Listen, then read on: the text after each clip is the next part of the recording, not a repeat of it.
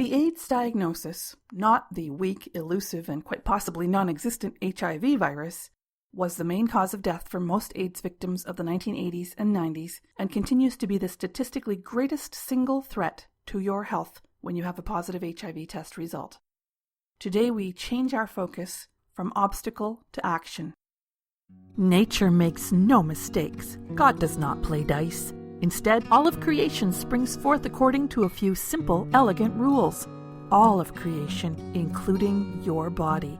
Know these rules and your body comes under your control. Welcome to Mind Over Symptom, where the pattern is revealed. In the early 1980s, a new disease diagnosis, a syndrome based on a collection of symptoms seen particularly among urban gay men, crashed onto the scene. Thought to have crossed to humans in Central Africa in the 1920s, the syndrome was first diagnosed in 5 gay men in 1981. It's now listed as the 4th leading cause of death worldwide after respiratory illness, heart disease, and stroke.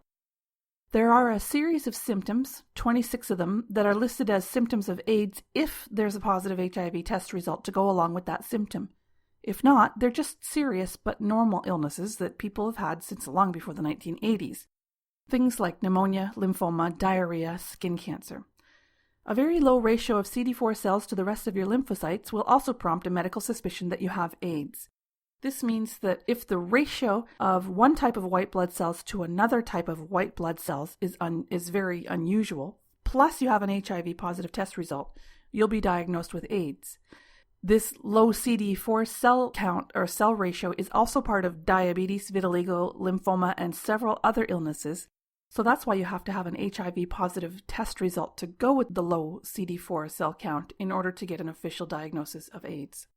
Nowadays, most AIDS patients have tested positive for HIV, but the first AIDS patients didn't because there was no test because it wasn't known what caused the symptoms.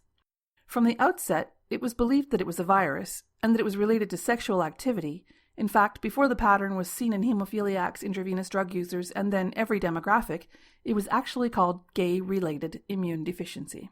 There are a great many people who have tested positive for HIV who don't get any of the 26 AIDS symptoms or the low CD4 count, or who do get those other indicators but then get over them. So you can have an HIV positive test result but not have AIDS. There are people who have had a positive HIV test result and have retaken the test in different political jurisdictions and tested negative. And there are people who've retaken the test after changing their lifestyle, their diet, overcoming an illness, changing or stopping their medications, and then who have gone from positive HIV to negative HIV status. It's complicated. Okay, so the new disease began with the 5 gay men in Los Angeles who had an uncommon type of pneumonia. Although pneumonia is believed to be a viral disease, this particular type was also associated with a certain type of bacteria which is indicative of an injury to the airways. Around the same time, there were reports of a few gay men in New York and a few gay men in California with Kaposi sarcoma. This is an uncommon type of skin cancer that looks like splash or splatter marks on the skin. An objective scientific study would not identify a whole new disease if any fewer than a few hundred people had it. And when the symptoms already exist in the world, as was the case for these AIDS symptoms, you'd really need tens of thousands of cases to make a diagnosis of a brand new disease. If you were scientific, you also would not immediately assume it's an invisible hypothetical virus without also looking at what the patients ate, what drugs they might have taken, where they might have been, what vaccinations or medical treatments they may have received recently, whether they work at some weird nuclear or chemical plant, what traumatic experience they might all have had, and a host of other potential factors that might have contributed to their symptoms. Still, AIDS, as we now understand it, came onto the scene in 1981 with these 5 famous cases in Los Angeles, and that's the official story. Because medicine isn't science. It's technology, and technology responds with whatever seems most likely to be the right response to the urgent problem at hand. There's no time for research. Science would look at all those other factors, other than the fact that they happen to be gay people, and science would check every assumption. By the end of that first year, there were 270 reported cases of the new disease. By the middle of the next year, 1982, the disease was named gay-related immune deficiency. Then the diagnosis took off. Anybody with swollen lymph glands and a chest infection who was also a gay man was getting diagnosed. The panic snowballed. But then the pattern of symptoms was observed among hemophiliacs and intravenous drug users. So the assumption grew that it wasn't just a gay-related disease, it had to do with contact with blood, a blood-borne disease therefore, but still an assumption. By the end of 1982, the medical community was no longer looking for the cause of these symptoms anywhere else except in the body fluids of those who had the symptoms. Once this belief was made official, the name was changed from gay-related immune deficiency to acquired immune deficiency syndrome. The Centers for Disease Control in the USA took the assumption further. They put out an official statement that this was a disease at least moderately predictive of a defect in cell-mediated immunity occurring in a person with no known cause for diminished resistance to that disease. So, in plainer English, I'll break this down. First, the official statement was that it is a collection of symptoms. That's what a syndrome is. Second, it was thought to be acquired by infection from contact with other people. So now this was the official stance, is that you catch the disease. Third, the disease then causes a change in white blood cell counts.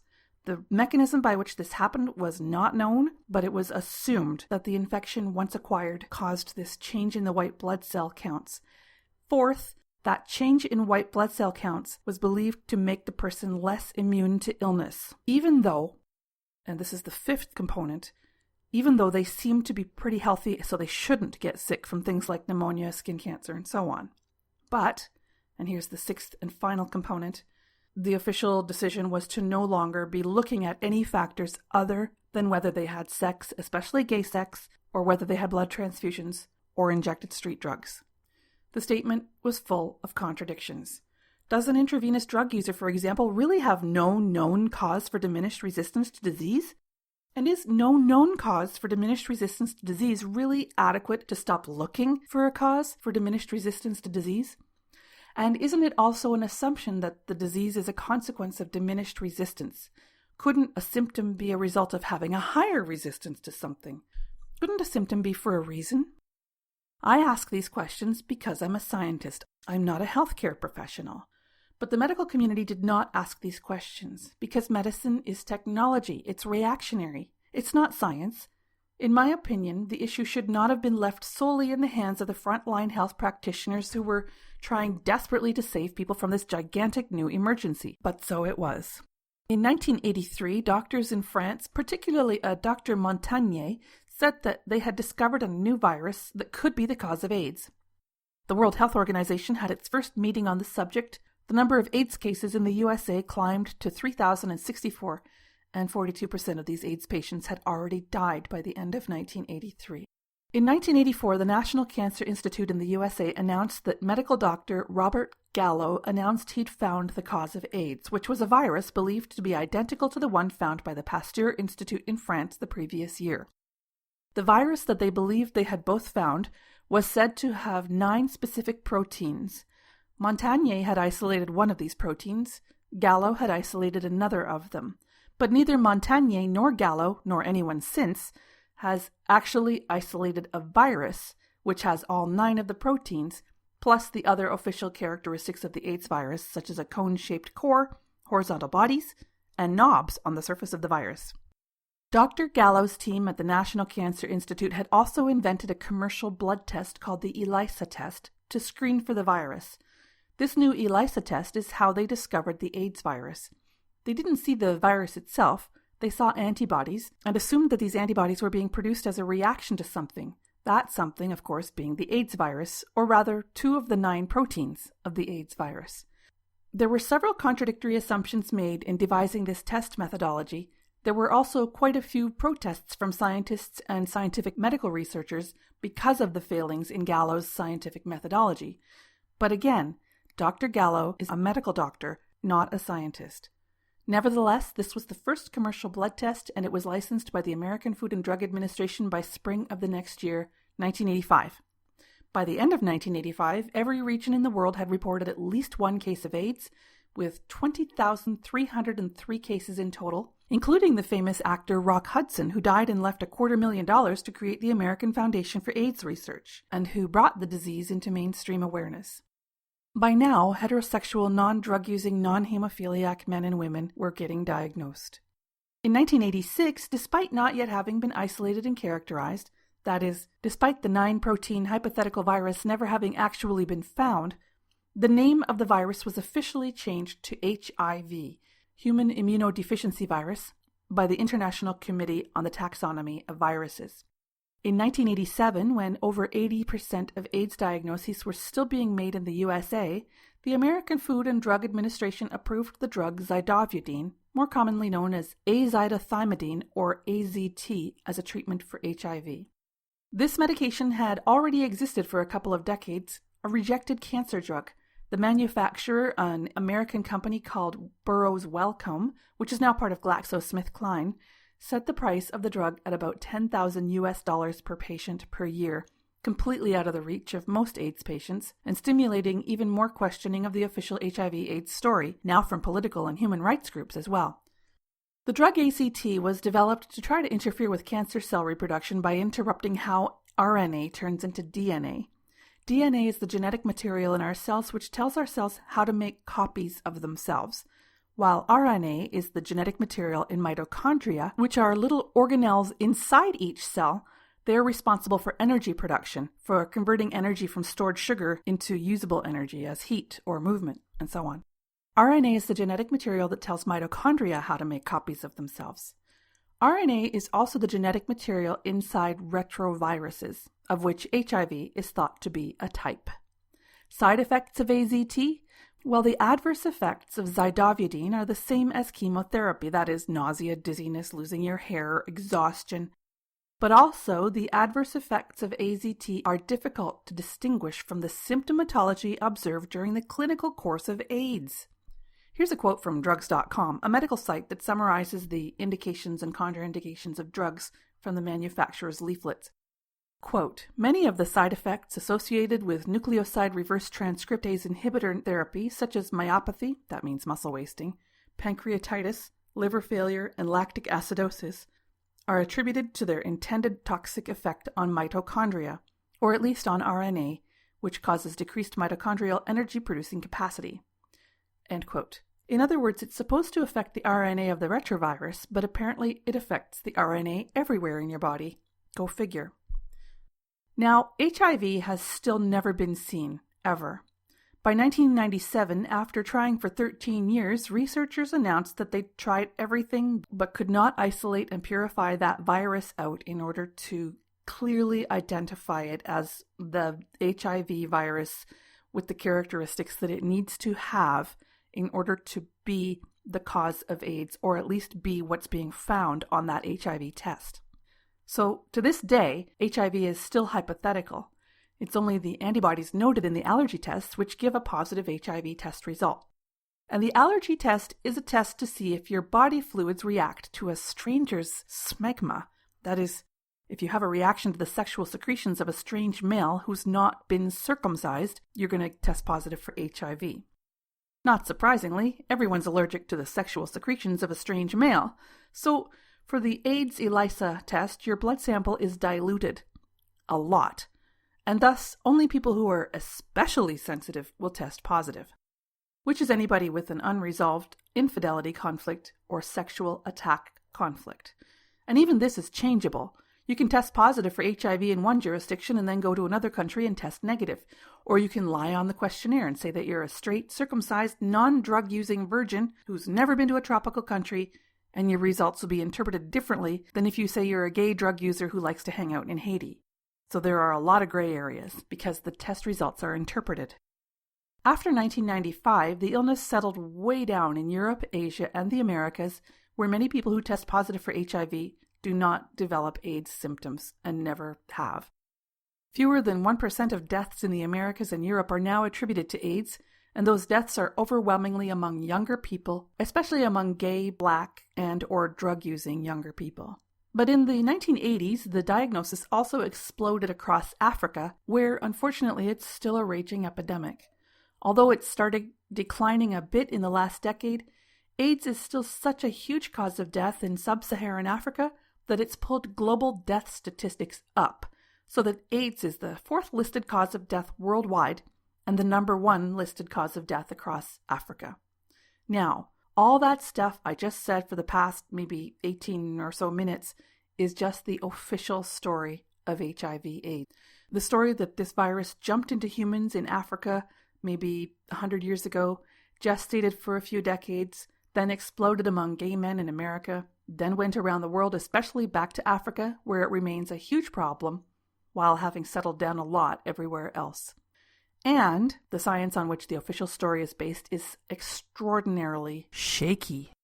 The diagnostic procedure, the epidemiology, the public health response, the treatment, the HIV test, the characterization of the AIDS illness, the characterization of the virus itself, all of it has major scientific question marks that would give a conspiracy theorist enough loose ends to chase down to make a life project out of it. And many people given the shocking HIV/AIDS diagnosis have done just that, as have many scientists and even many medical doctors. Our official response to the phenomenon of HIV/AIDS is still in the realm of technology rather than in the realm of science. That is, we're still just trying to react to the disease, and we haven't yet had a chance to begin a serious official look at the science of why the illness happens. We haven't started asking if maybe there's a good reason for each of the AIDS symptoms. We're not yet formally looking at how those symptoms and the progression of the disease might be connected to the conditions in which the AIDS patient is living. And while we're still in the fear-based reactionary stage of this new illness, when thinking this way, asking these questions, well, it's a pretty sore spot, much worse than the vaccination debate. Those who have questioned the official HIV/AIDS story, who've submitted scientific papers and legal documents and claims of damage for the treatments, they've been labeled denialists, which is the 21st century word for heretic. And when you try to sort through it all, you'll come across a lot of insults and criticism and allegations and really confusing and irrelevant information that can suck up all your time.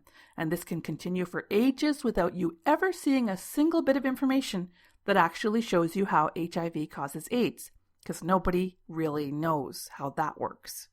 When someone proposes an idea and offers proof of the idea, and then other people don't agree with that proof, and then everyone starts fighting and calling each other names, and then there's $1 zillion that goes into trying to get proof that the people who oppose the idea are just a bunch of jerks, that's not really science. That's religiosity. In just a few minutes, I'll give you my proposed strategy for how you can take charge and overcome the symptoms of the AIDS diagnosis by overcoming them at their source, whether that source is a little chunk of RNA or whether it's something else. But my proposal is scientific. I'm going to deliberately remove the religious arguments, and you'll see why shortly. First, here's what I mean by science as opposed to religiosity. Let's say I believe that all swans in the entire universe are white. If I wanted to just sort this out scientifically, I'd set up a testable hypothesis, and then I would test it. I take my emotion out of the equation. Now, I can't test whether all swans are white. To test this, I have to look at every swan that exists everywhere in the universe throughout eternity. So I test the null hypothesis. I test the opposite. The testable hypothesis I create is instead that there are no swans of any color other than white. This is testable. I just have to look for swans that are any color other than white. And as soon as I find one, my work is done. Now, if I go looking at swans in lots of places for a good long time, if I test hundreds of swans in hundreds of locations everywhere on the planet, in every season of the year, at some point I'll have statistics that say 100% of the swans that I have seen, and boy, I've seen a lot of swans, well, so far they're all white. This is scientific enough to build a technology off of. I can now go out and build some technology that rests on the assumption that all swans are white. It might be disproven later on. Someone might still find a black or purple or beige swan, but in the meantime, we'll move forward with the assumption that all swans are white. But we have to remember that it's an assumption.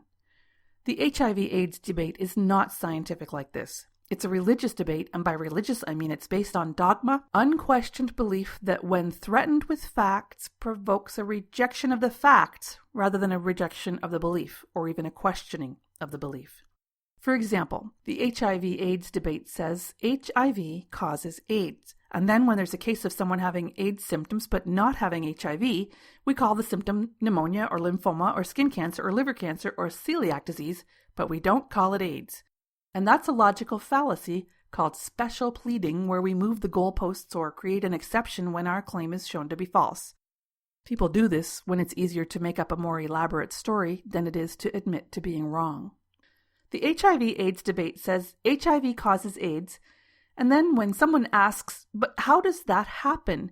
We call them AIDS denialists, and we say that they're conspiracy theorists who use pseudoscience, but we make these accusations instead of showing how HIV causes AIDS. We talk about what the opponent is doing wrong instead of providing the evidence that was requested.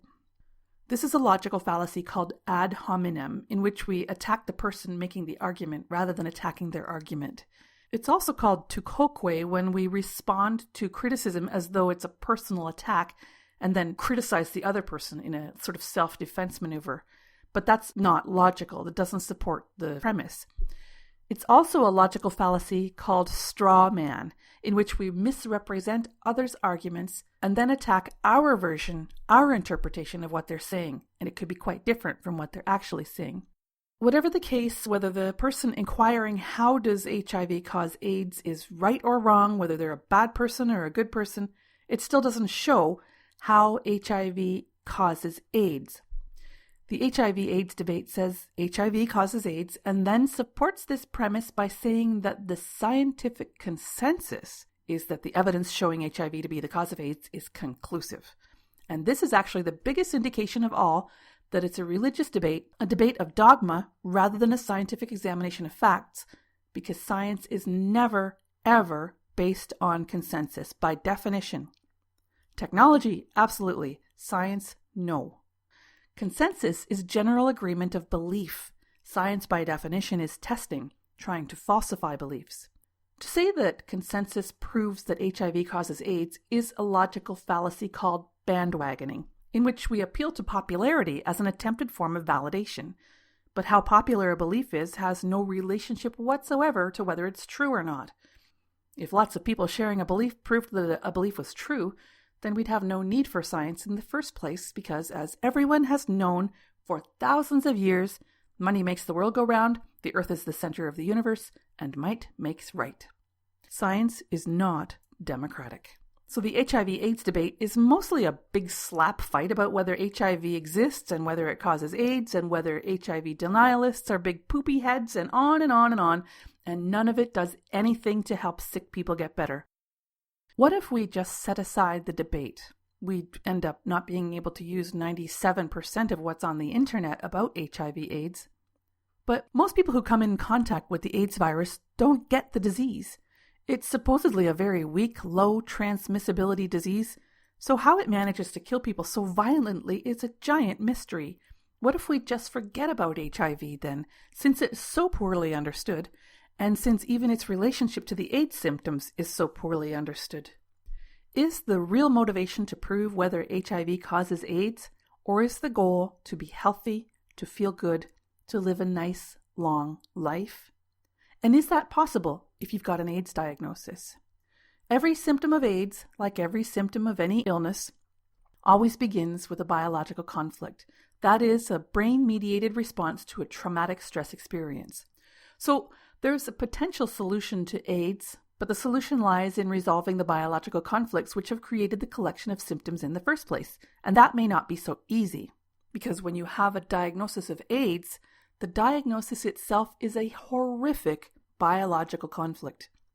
Actual symptoms of AIDS are each caused by conflicts which might, with the right understanding, be individually resolved.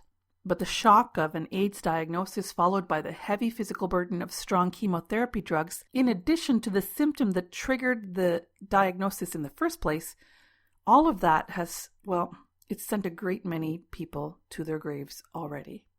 Okay, so the syndrome itself is a collection of symptoms that, like all symptoms, begin with biological conflicts, that is, traumatic stress experiences. What type of symptom you get is decided by one thing only, and that is what type of stress you had. So the symptom tells us what the stress was. When that stress is resolved, there's a healing phase, which is usually, not always, but usually a different symptom. Often the conflict active phase is mostly a psychological symptom, plus weight loss, feeling cold, problems sleeping, poor appetite, feeling crappy in general, and the healing phase is often mostly physical, fevers, swelling, rashes, pain, fluid issues like diarrhea, vomiting, changes to blood chemistry. Conflict active phase symptoms kill you by draining your vitality. Healing phase symptoms kill you by being intensely physical, like high fevers, heart attacks, dangerous fluid buildup, brain attacks. Pneumonia is a healing phase of a big fright, fear conflict, compounded by feeling isolated, which makes you hold excess liquid in the area of your body that is healing. Lymphoma, a healing phase of a self-devaluation conflict. When it's in the area up around the neck and chest and upper back, it's usually a self-devaluation conflict to do with health or physical integrity. It's very common when people get a cancer scare. This conflict, chronically relapsing, is the reason for the body shape changes and the way that the fat patterns form on AIDS patients.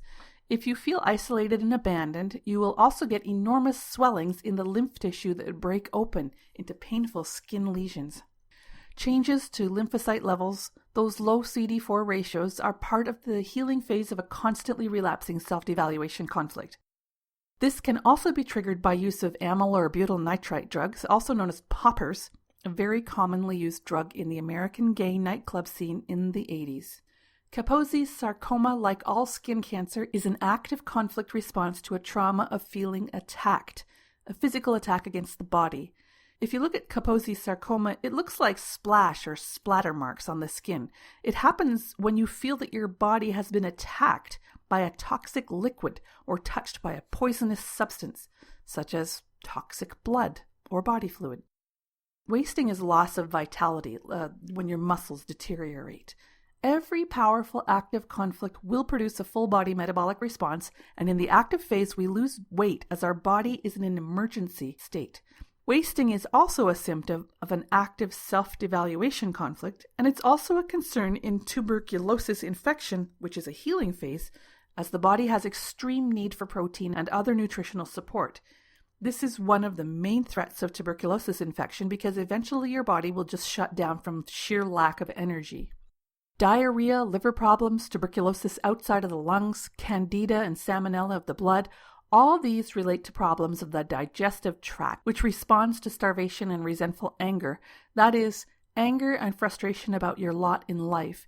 Very common when financially oppressed, for example, by having to take a drug regimen that you can't really afford, or by losing all the things you used to enjoy about your life, or by being chronically low-level poisoned, such as with a heavy metal poisoning or when chemotherapy or antibiotic therapy upset our digestive balance. Thrush and candida outside of the digestive tract have to do with sexual molestation. These are healing phase symptoms. Cervical cancer is part of the healing phase of a sexual rejection or rape conflict and will have a lung embolism in the healing crisis, which can set up a new traumatic shock experience and then worry about the lungs, leading to lung cancer, lung tuberculosis, and so on, in addition to the cancer fright itself, of course. All of our conventional responses to both the AIDS diagnosis and the symptoms which are attributed to the AIDS diagnosis will tend to make the symptoms worse because we don't recognize them as meaningful responses of the body. But hating and fearing your own blood produces a real biological response. Not knowing this, we can get caught in a trap in which our healing phase symptoms as well as our treatments give us new biological conflicts, which send us back to the beginning of the cycle again. As we go round and around this vicious circle, we lose vitality. Eventually our bodies don't have enough resources to go another round, and we become liberated from physical existence. The solution to health problems is to love and support our bodies, to reduce our stress, to heal our old traumas, to love ourselves. You really are the only one who matters. If you abandon yourself, no one else can save you. So this is how the AIDS diagnosis kills people. If you have an HIV positive test result, the way to not die of AIDS is to break that vicious cycle of fearing and hating your body and yourself. You've got a lot of homework to do to understand and resolve those conflicts, but the great majority of your work is inner work, a resolution of the relationship you have with yourself. Remember that nature loves you. You belong to this world. Otherwise, you wouldn't be alive in the first place. All healing is self-healing, so you'll need to understand this to make progress. And that's the story of what you really need to be concerned about if you have a positive HIV test result. This has been episode 8 of the Mind Over Symptom podcast. You can also get more support from me by visiting mindtreehealth.net, where you can get my free Mind Over Symptom training, connect with me via my various channels, or book a session to get one-on-one support to uncover the real source of your symptom. To make sure you don't miss an episode, subscribe now, and please help me to continue improving what I do by providing feedback via a review of this podcast. Links to this and other info from the podcast are provided in the show notes. I'm Lishwi Springford, a scientist, cultural critic, systems thinker, and your guide for radical self-healing. I look forward to being with you again soon. Until then, be well and have a great day. I hope you enjoyed Mind Over Symptom. To make sure you don't miss an episode, subscribe now and please share with a loved one. The Mind Over Symptom blog lives at mindtreehealth.net, where you can get your free training about the natural laws of healing, and you can also get support. I'm Lishwi Springford, your guide for radical self-healing.